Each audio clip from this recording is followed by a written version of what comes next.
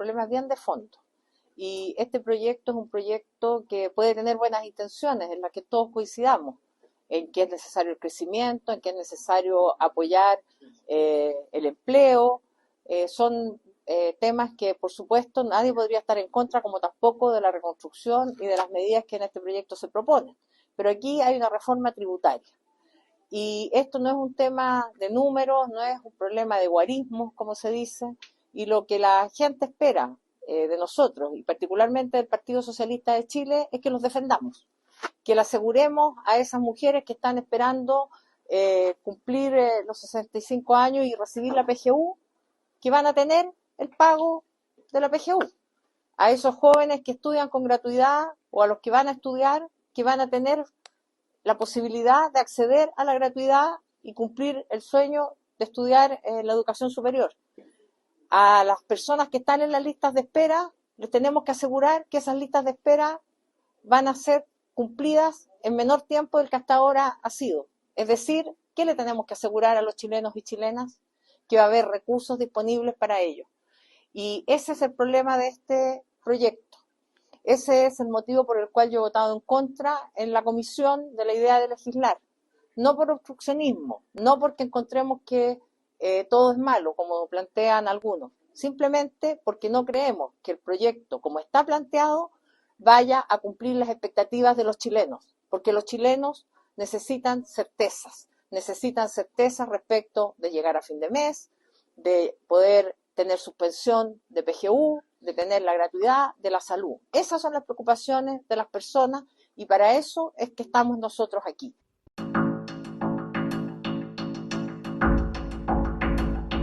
Esto es Más 569, el podcast, en Spotify y en YouTube. Soy Jorge Garretón. Partimos con un nuevo episodio.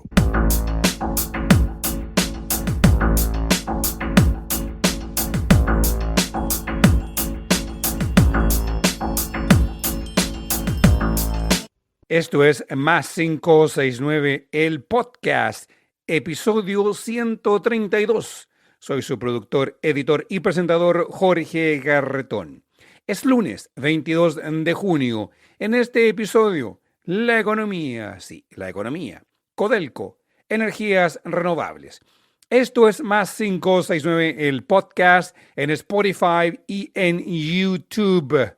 Como medio independiente, para el desarrollo de nuestro medio y crecimiento requerimos de tu ayuda. Para seguir creciendo, Más 569 en YouTube, necesitamos de tu like. En Spotify, selecciona el símbolo más. Invita a otras personas que accedan al podcast. Por eso es importante que tú nos des tu like, que comentes, suscribas y compartas. Así el algoritmo puede saber que hay interés en lo que estás escuchando y que deseas compartirlo con otros. Vamos al episodio 132 de Más 569, el podcast.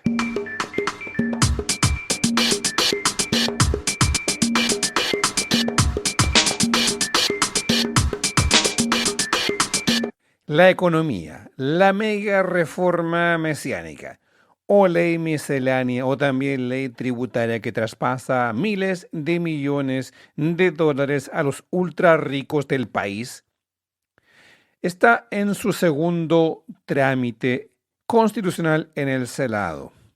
Esta ley se encuentra en la Comisión de Hacienda del Senado, pero siendo legislada sin la locura legislativa o premura legislativa o carrera a 100 legislativa de la Cámara de Diputados, donde el presidente de la Comisión de Hacienda, el diputado republicano Agustín Romero, sí, el mismo acusado por Evelyn Matei, o desde Evelyn Matei hasta la izquierda, de emitir boletas de trabajo en la Municipalidad de Santiago, abultando los montos que él fue pagado y que no ha devuelto. Bueno, el mismo, ese, el de las patillas.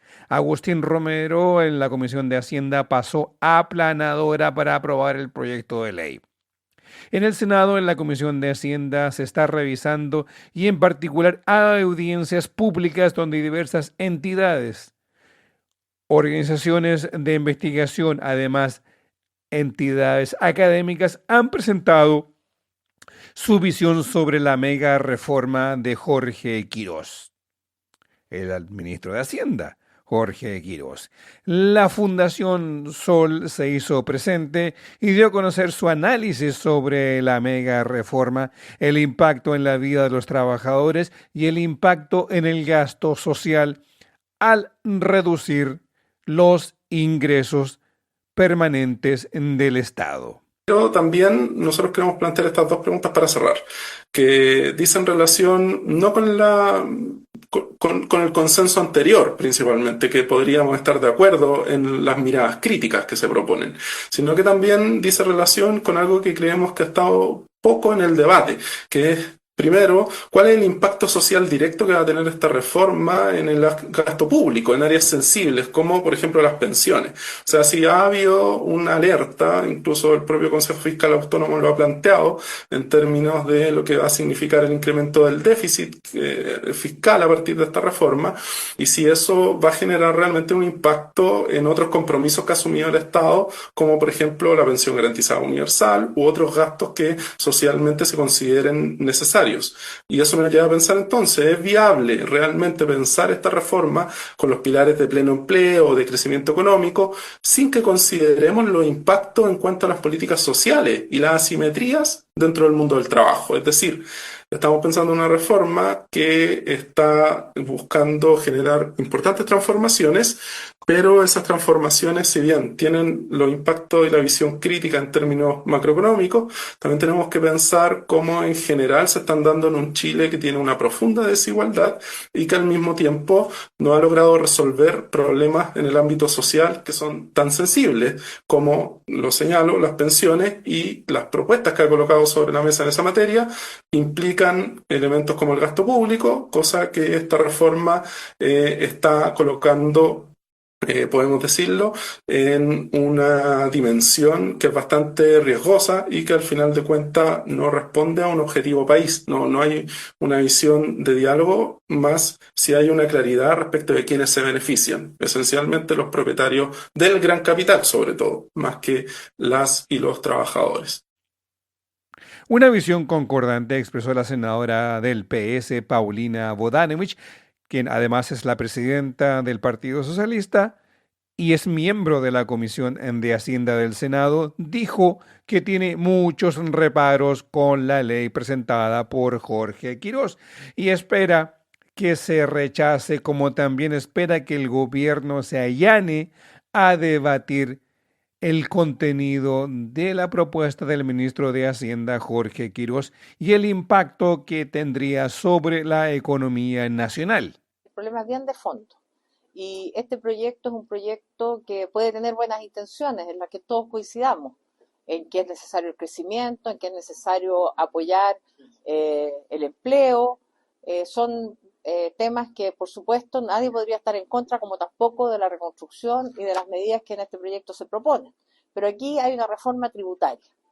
Y esto no es un tema de números, no es un problema de guarismos, como se dice, y lo que la gente espera de nosotros, y particularmente del Partido Socialista de Chile, es que los defendamos, que le aseguremos a esas mujeres que están esperando cumplir los 65 años y recibir la PGU, que van a tener el pago de la PGU, a esos jóvenes que estudian con gratuidad o a los que van a estudiar, que van a tener la posibilidad de acceder a la gratuidad y cumplir el sueño de estudiar la educación superior. A las personas que están en las listas de espera, les tenemos que asegurar que esas listas de espera van a ser cumplidas en menor tiempo del que hasta ahora ha sido. Es decir, ¿qué le tenemos que asegurar a los chilenos y chilenas? Que va a haber recursos disponibles para ello. Y ese es el problema de este proyecto. Ese es el motivo por el cual yo he votado en contra en la comisión de la idea de legislar.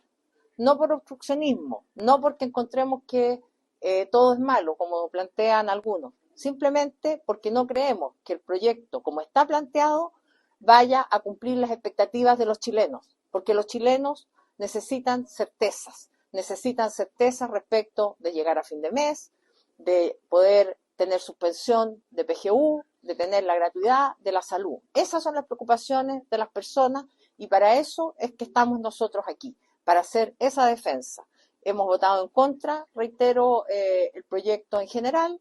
Se abre, espero yo, valorando la disposición que ha mostrado el Ejecutivo en orden a abrir un espacio de diálogo y de recepción de propuestas, pero también, se lo hemos dicho al ministro Quirós, esto no es algo mecánico, no es llevar una propuesta y que no nos contesten o que nos digan a todo que no, porque entonces la voluntad de diálogo que ha expresado el gobierno sería solamente declarativa y no realmente efectiva. Nosotros queremos ir al fondo de este tema, a lo que se ha dicho reiteradamente por quienes expusieron en esta comisión, que el proyecto tiene un problema de financiamiento, que requiere compensaciones o mitigaciones y que requiere una revisión. Revisar significa volver a ver, y volver a ver no solo con los anteojos del gobierno, sino que también con los anteojos del Partido Socialista. Yo voy a los efectos del proyecto.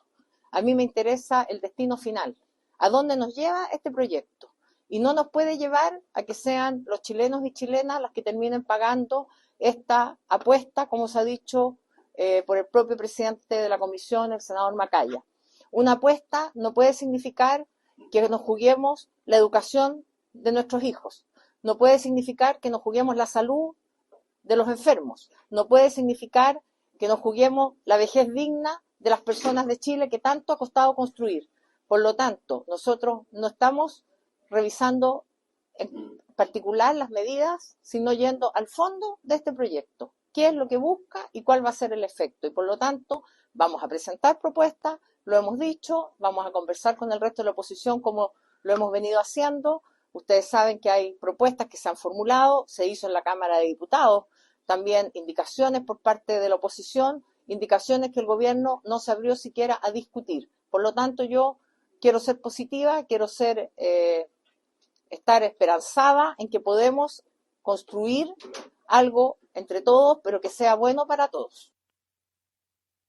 Tomando en consideración los elementos de la reforma, un tema planteado por el economista Ricardo Gálvez de la Fundación Sol es el laboral, la creación de empleo, cómo los cambios en el mundo laboral van asociados al ingreso. Tema que también abordó la senadora Bodanovich. El exministro de Hacienda Mario Marcel también tocó el tema, pero en entrevista en Televisión Nacional de Chile esta semana, donde habló de la realidad laboral del país, explicando el estancamiento que es en parte estructural de la economía, el estancamiento laboral, que no tiene nada que ver con el costo del empleo, con el costo del trabajo, sino con cambios y con la realidad particular en la construcción y cambios, mejor dicho, en el mundo laboral, en particular las tecnologías. Aquí el tema es, en el fondo, ¿qué es lo que genera esa mayor debilidad en el mercado del trabajo, estas tasas de desocupación más altas que hemos visto? Y ahí yo tengo una opinión un poco distinta, porque creo que lo que ha estado ocurriendo en el mercado del trabajo en Chile es que, por un lado, tenemos un conjunto de personas que se han ido retirando de la fuerza de trabajo, básicamente jóvenes y adultos mayores. Por eso los números absolutos de empleo aparecen menores que lo que habría sido la tendencia de crecimiento según como veníamos antes. Y por otro lado, hay cambios más estructurales. Fíjate que, por ejemplo, el sector de comercio, que ha tenido un crecimiento importante, ¿cierto?, en los últimos años, ha estado prácticamente estancado en términos de empleo. ¿Por qué? Porque por la vía de la tecnología, el comercio digital, etcétera, hay un reemplazo, hay una sustitución de mano de obra. Y el otro sector que ha estado muy afectado durante estos años, que es el de la construcción, también, ¿cierto?, ha estado afectado por choques que son más bien propios del sector y más bien idiosincráticos, pero que se han alargado mucho tiempo. O sea, al sector de la construcción le afectó primero la pandemia, después las restricciones al crédito, también entre medio los aumentos de costos.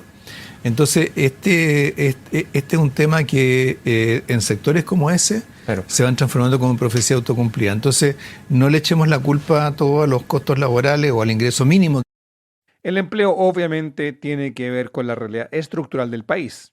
Seguimos en lo mismo. Como hemos dicho en reiteradas ocasiones, llegó a su fin. Este ciclo de acumulación de riqueza llegó a su fin. Nuevos empleos vienen de la mano de nuevas áreas de la economía. Por ejemplo, la economía verde, la renovable.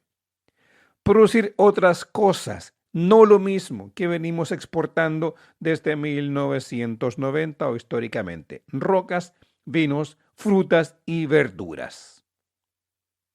Eso es lo que hemos venido haciendo. O sea, cuánto más productividad hay en los minerales, en los vinos, en las frutas, en las verduras. Cuánto más empleo hay en esas áreas.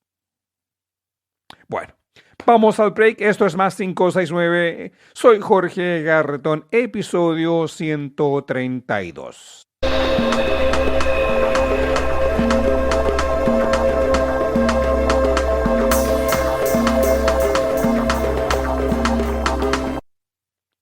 Te regreso en el podcast, soy Jorge Garretón. Te recuerdo que des like en YouTube y en Spotify selecciona el símbolo más. Es fundamental tu like como el símbolo más también en Spotify, en YouTube like, así más personas pueden acceder al podcast.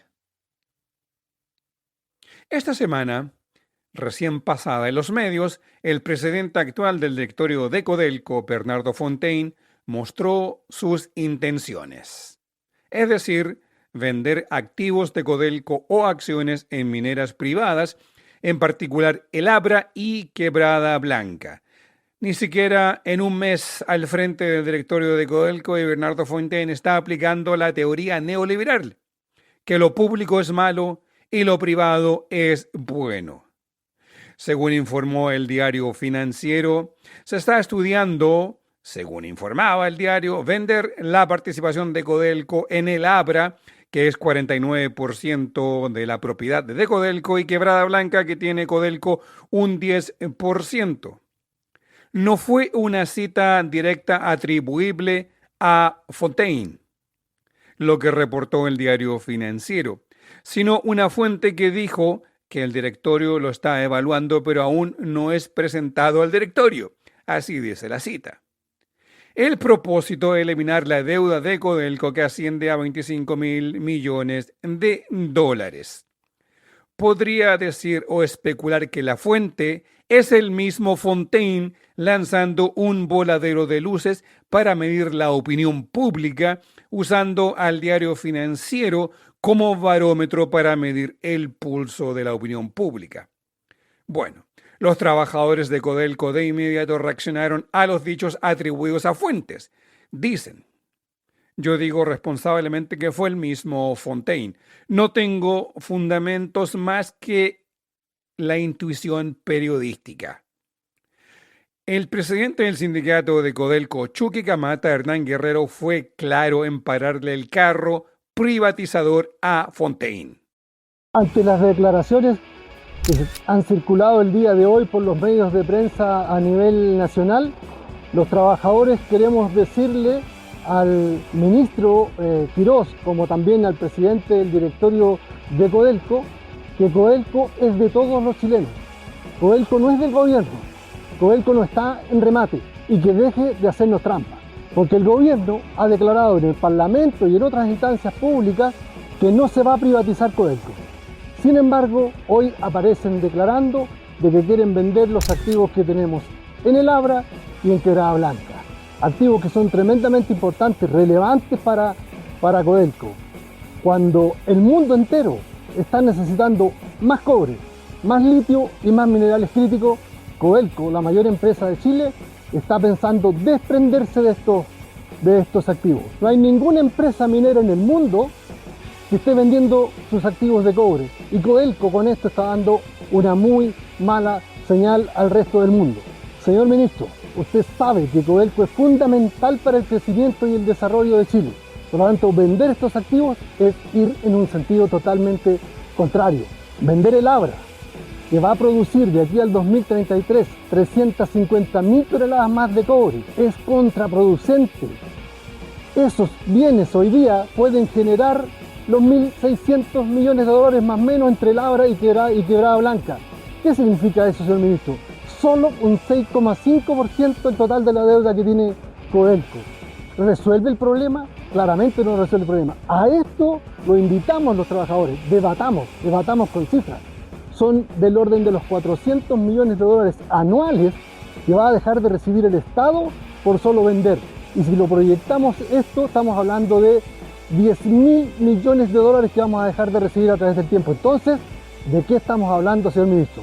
Usted, que es empresario, ha representado a los empresarios, sabe de que Codelco se tiene que resolver el problema con el financiamiento. Todas las empresas privadas aportan entre un 30 y un 40% para reinvertir. ¿Cuánto va a generar usted? ¿Lo va a dejar igual o va a avanzar en esto? Entonces, cuando el mundo necesita más cobre, más minerales críticos, no puede ser Codelco el que esté dando estas señales. Por lo tanto, le decimos, tal cual como lo dijimos el otro día, el gobierno pareciera ser que con las riquezas de todos los chilenos pretende enriquecer solo a unos pocos. Con este precio de cobre que hoy día tenemos y que se va a proyectar por muchos años más, tenemos que repartir esos recursos entre todos los chilenos y no en unos pocos. Los trabajadores vamos a decir no y nos vamos a oponer a estas decisiones que está pretendiendo llevar adelante el gobierno. No es la única voz que se alza en contra de la visión privatizadora de Codelco liderizada por Bernardo Fontaine. El ministro de Hacienda, Jorge Quirós, ha tenido ya muchas veces decir que Codelco no se privatiza.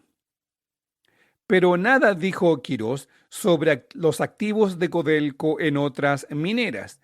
Recordemos un poco de historia.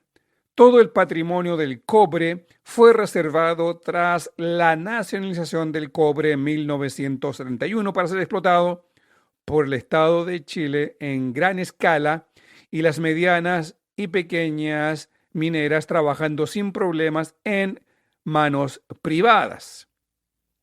Con la reforma al Código Minero durante la dictadura militar se abrió el espacio a los privados. Estos activos donde Codelco tiene participación eran yacimientos ya descubiertos por Codelco previamente y privatizados. Pero vamos al tema de fondo en esta ronda. ¿Podrá Fontaine llevar adelante el plan Kass-Quirós de privatizar activos de Codelco en otras mineras y de a poco cortar las manos para que genere menos recursos para el Estado? Quien mejor lo explicó en mayo pasado fue el diputado socialista Nelson Venegas. En entrevista con el sitio de noticias informados.cl sobre el método de operar de Bernardo Fontaine y los pasos que tomaría para privatizar Codelco.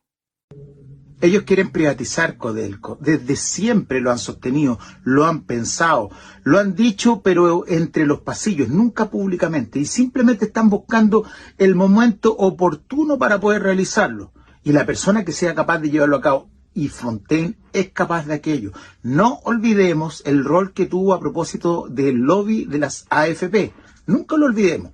Y va a tratar de generar toda una puesta en escena donde, tomando todos los antecedentes, va a señalar que Codelco está en el suelo, que hay fraudes, que los papeles y que los libros no cuadran, etcétera. Cuestiones que les va a permitir argumentar la posterior privatización de Codelco. Debemos estar muy atentos respecto a esta situación. Es para estar atento a los pasos que Fontaine y este gobierno de José Antonio Kast podrían tomar para generar el ambiente que llevaría a privatizar Codelco. Vamos al break, regresamos a la vuelta con las energías renovables en Chile y en otros lados. Curiosamente, otros lados que se sorprenderán. Esto es Más 569, el podcast.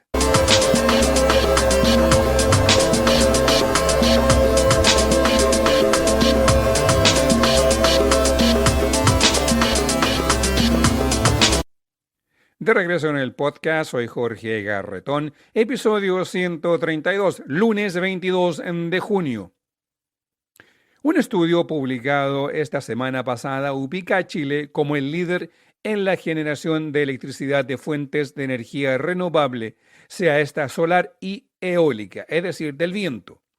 El estudio llamado Estado de la Transición Energética, preparado por el Observatorio de la Transición Energética, ODTE, ente independiente que evalúa en Chile el avance de las energías renovables.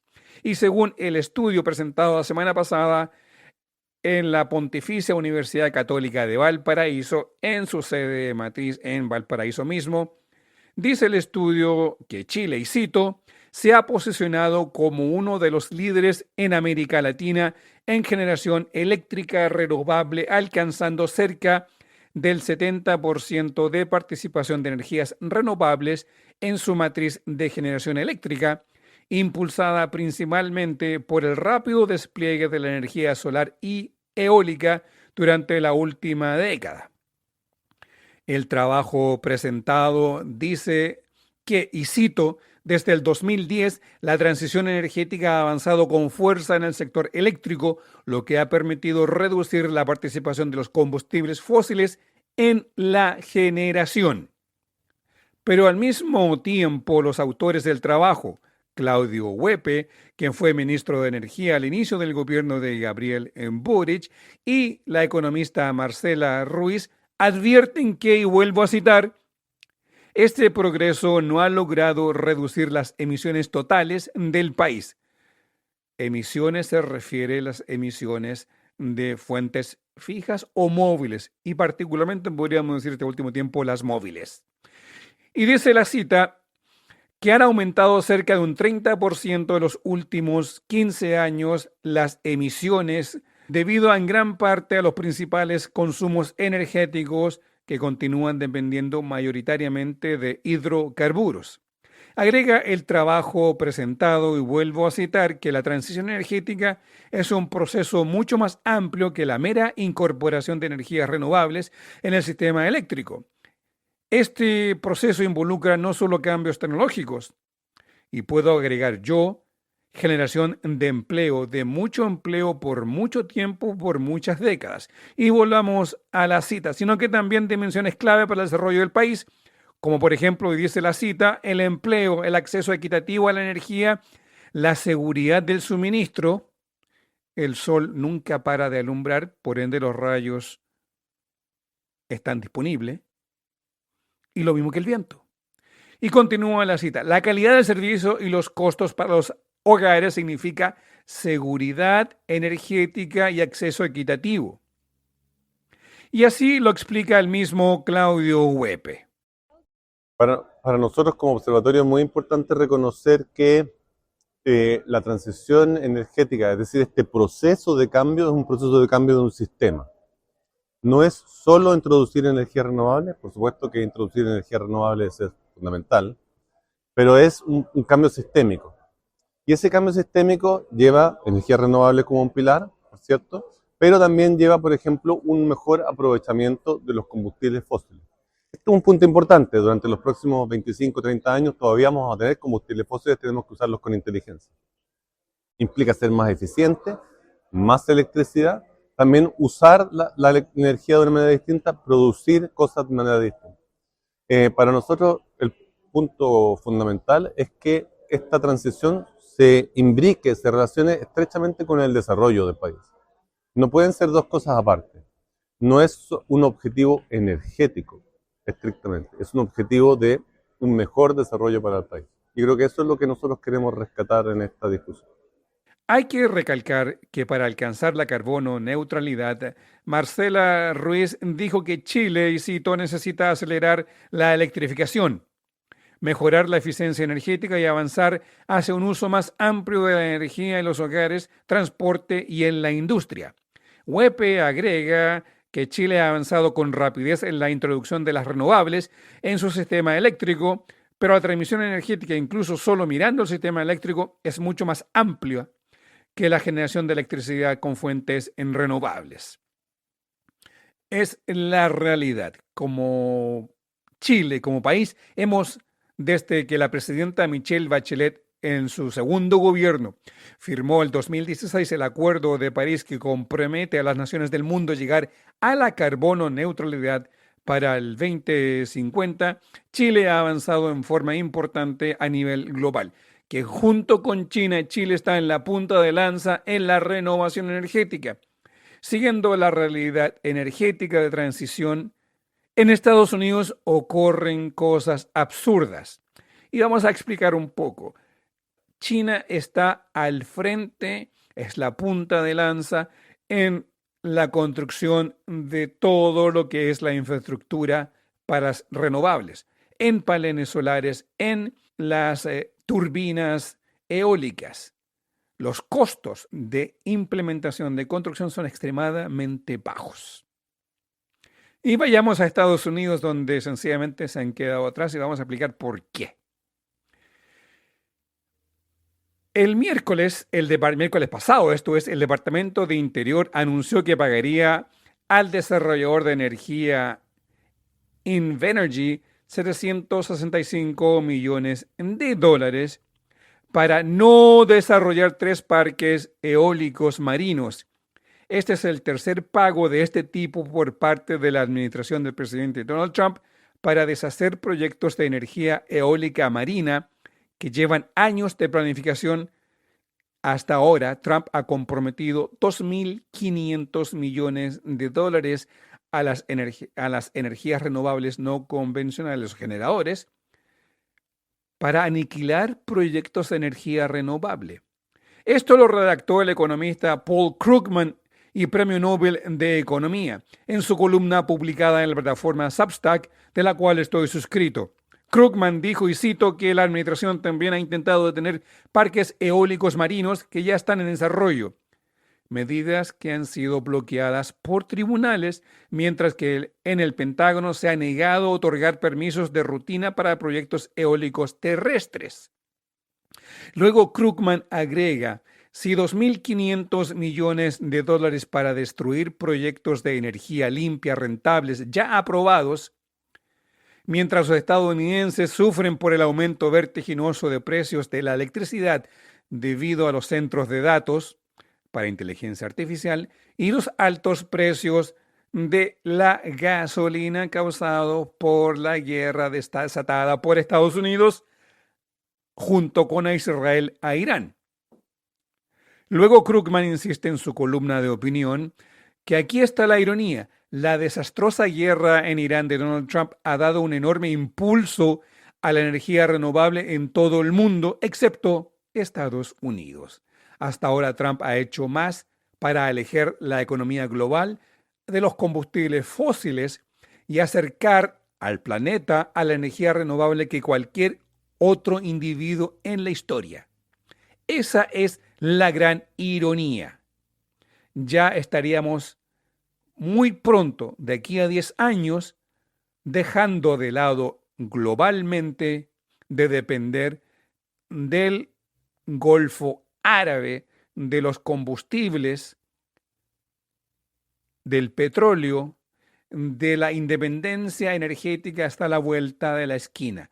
La independencia energética significa un impacto muy favorable a la economía, ya que el costo flexible, alto o bajo del consumo de petróleo debido a el mercado internacional y sus vaivenes, con las renovables, ¿qué ocurre? Se transforma en un costo fijo. Por ende, el impacto en toda la economía, en toda la cadena de valor será positiva. Bueno, volviendo a lo que escribe Paul Krugman, ¿por qué Trump y su pandilla odian tanto las energías verdes? Las raíces de su odio van desde el poder de los intereses de los combustibles fósiles, pasando por la queja petulante de Trump que las turbinas eólicas arruinaron la vista desde su campo de golf en Escocia, hasta un sentimiento generalizado entre los derechistas de que la energía limpia amenaza su masculinidad. Sí, las limpias los hace poco hombre, vaya. Hay un punto que valga agregar. Quien financia en gran parte el concepto de mantener a la energía, a los combustibles fósiles funcionando, es entre ellos el principal financista de todas estas teorías de conspiración de ultraderecha, que es la familia Koch, que son dueños de Koch Industries, la empresa de combustibles más importante del planeta. Todo lo que requiere de algún elemento petroquímico, sea de la fibra de nylon, hasta la silla donde uno se sienta, hasta los elementos incorporados en un vehículo como los plásticos, vienen de Koch Industries. Ellos son los principales negacionistas y financian, como por ejemplo, al Instituto Cato, donde se encuentra José Piñera, o financian a un tal señor Axel Kaiser, acá en Chile, y toda esta ideología libertaria que se ha venido asentando en Chile en el último tiempo. Son financiados directamente desde Estados Unidos por los hermanos Koch, en realidad por uno, porque hay otro hermano fallecido.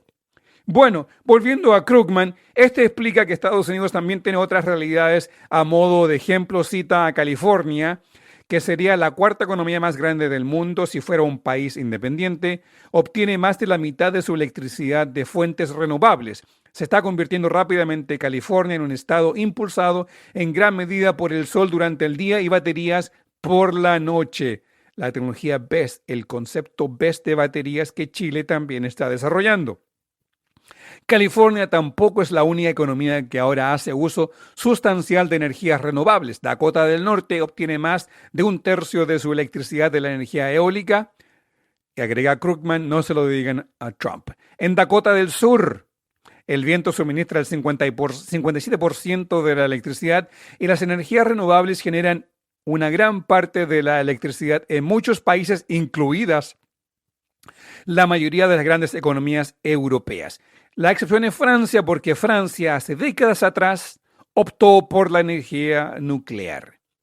Y la energía nuclear francesa es altamente confiable y altamente no contaminante.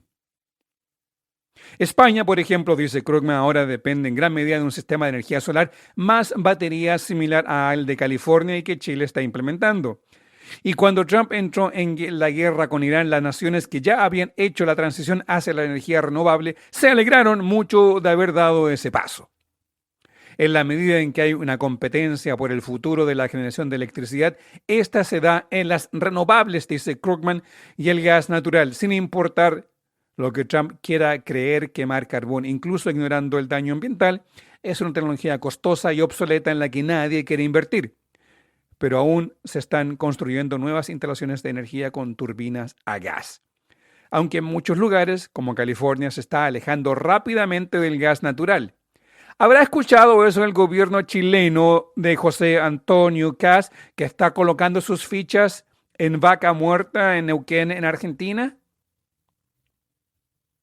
Yo diría que es tiempo de prestar atención, que dejar al gas natural como un ente de reserva de última ratio, ya que el hidrógeno verde lo generaremos nosotros sin tener que venir de Argentina pagándole a los argentinos para tener energía a gas natural. Me parece que este gobierno debe ir entendiendo algunas cosas y salir de una ideología ligada al mundo Trump. Bueno, habla del gas natural Krugman. Los funcionarios de Trump visualizan un mundo impulsado en gran medida por gas natural licuado, el GNL, desde Estados Unidos. Sin embargo, los países que dependían en gran medida de gas natural se vieron duramente golpeados por la guerra gratuita de Trump con Irán. Los suministros de GNL del Golfo Pérsico fueron bloqueados y no pudieron ser reemplazados en su totalidad por las exportaciones estadounidenses debido a la limitada capacidad de transporte marítimo. Países que habían invertido fuertemente en las renovables como España salieron en gran medida ilesos. Un informe del grupo de expertos Ember, y los invito a conocer ember.org, descubrió que desde el comienzo de la guerra los precios de la electricidad en España, a diferencia de otros países europeos, se desvinculaban esencialmente del precio vertiginoso del gas natural, como por ejemplo en Alemania, asumiendo que el estrecho de Hormuz será reabierto después de la abyecta rendición de Trump ante el régimen de Irán, los precios del gas natural deberán disminuir. Sin embargo, el mundo ha aprendido una dura lección sobre los riesgos de depender sobre combustibles fósiles para generar electricidad. Y seamos claros, dice Krugman, sobre la naturaleza de esa lección no es el hecho de que gran parte del suministro mundial de hidrocarburos provenga de una región políticamente volátil. Sabemos muy bien que desde la década de 1970 lo nuevo es el reconocimiento de la debilidad y la falta de confiabilidad de Estados Unidos. Esta es la nueva era de guerra con drones. Estados Unidos no puede garantizar un acceso confiable a combustibles fósiles importados a través de vías marítimas críticas. Se pregunta Krugman, ¿Estados Unidos un proveedor confiable? ¿Pueden las naciones que permiten depender del gas y el petróleo estadounidense estar seguras de que Trump o un futuro presidente similar a él no utilizará esa dependencia como un arma cortando o amenazando con cortar los suministros en alguna futura dispuesta? La respuesta es no, obviamente, se responde Krugman. El mundo entero ahora sabe que depender de combustibles fósiles importados es un gran riesgo para la economía y la seguridad. Por el contrario, el sol brillará y el viento soplará sin importar lo que pueda estar sucediendo en el extranjero. Además, ni el sol ni el viento cobran por usarlo. Eso es lo que yo agregaría a la frase de Krugman. Además, agrega Krugman, las energías renovables ya están volviendo rápidamente más baratas que los combustibles fósiles, es decir, son más baratas el día de hoy en producirlas que adquirir combustibles fósiles. Ahora está claro que también son mucho más seguras, ya que no dependen de geopolítica, no dependen de la realidad de un país o no dependen de lo que piense Donald Trump o Bibi Netanyahu sobre Irán. El sol siempre sale, al día siguiente el viento sigue soplando. La realidad energética descrita por el economista Paul Krugman, Premio Nobel de Economía, explicando la realidad de la renovación energética con las energías renovables, realidad que ya Chile viene desarrollando a pasos agigantados. Vamos al break, regresamos en Más 569, el podcast.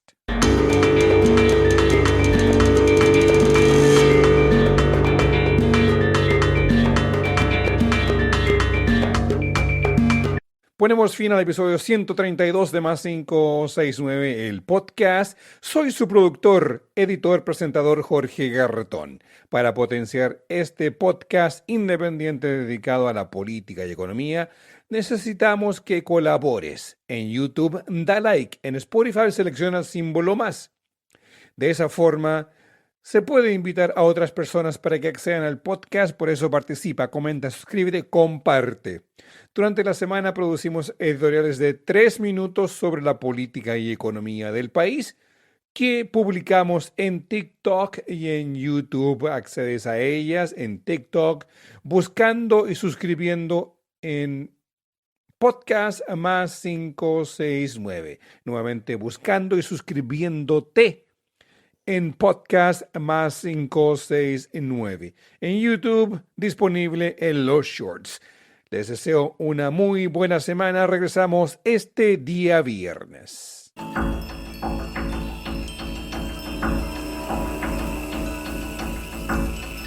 Así llegamos al final de esta edición de Más 569, el podcast, producido, editado y presentado por quien les habla, Jorge Garretón. La música que acompaña el podcast es cortesía de Edgardo Moreno. La música acompañada en la presentación y salida de este podcast lleva el nombre de Too Cold del álbum Drips.